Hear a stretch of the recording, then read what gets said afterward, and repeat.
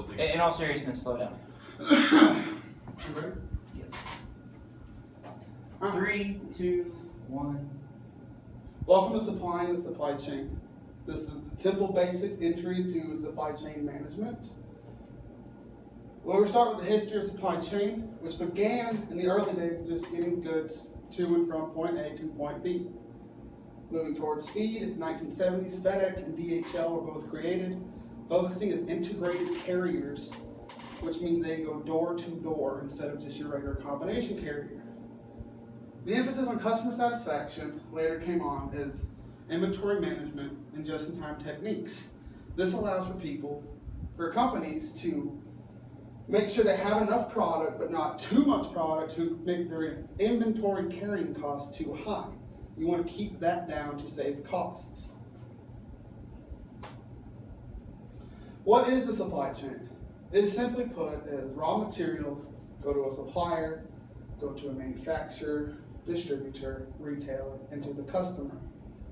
The customer is what handles the reverse order of that, with the returns depending on which stage it must go to. The manufacturer simply just makes the product that the customer wants from the retailer. The distributor can be anything from airline, sea, or truck. Truck being the cheapest, ocean being the second cheapest, and airlines being the most expensive. Airlines focusing on high value products. Apple Computers has the most efficient supply chain of all supply chains. This product is mainly assembled in China, but the components to each product is all over the world. They focus on online sales with a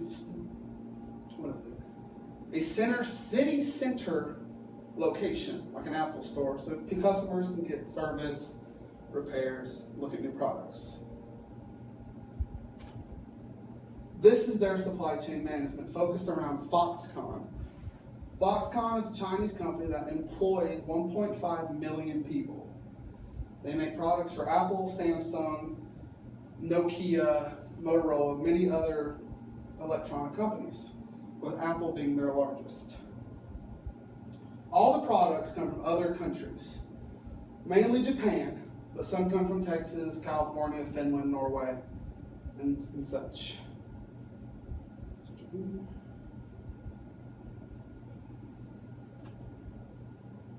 This is their global supply chain. All products end up in southern China, but they come from other countries. How they do this is sea, truck, air to get their product to and from. Though the product may be expensive, it is actually a lot cheaper than it could be. I got a quick question on that. Any questions? Yes. The black arrow and blue arrows, are there any differentiation between the two? Down one? Yeah, so what's the differing meaning between the black and blue arrows? Blue arrows are incoming components. Okay. Screen, memory, the little speaker, headphone components, the button. That's incoming.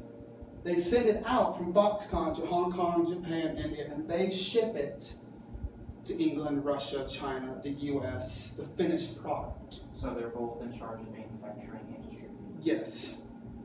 Foxconn handles most of Apple's products. The only thing Apple actually does is design and program their products.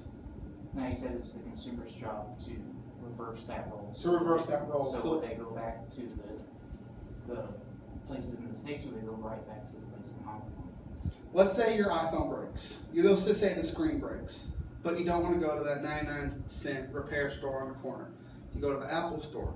The Apple store, if they can fix it on property, they'll fix it there. If not, they will just give you a new phone and send that one back to Foxconn to be recycled.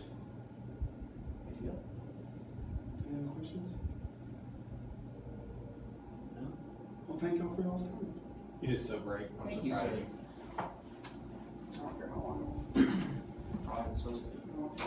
I don't. It's probably supposed to be Deuce. like You didn't 5 hear the minutes. recording.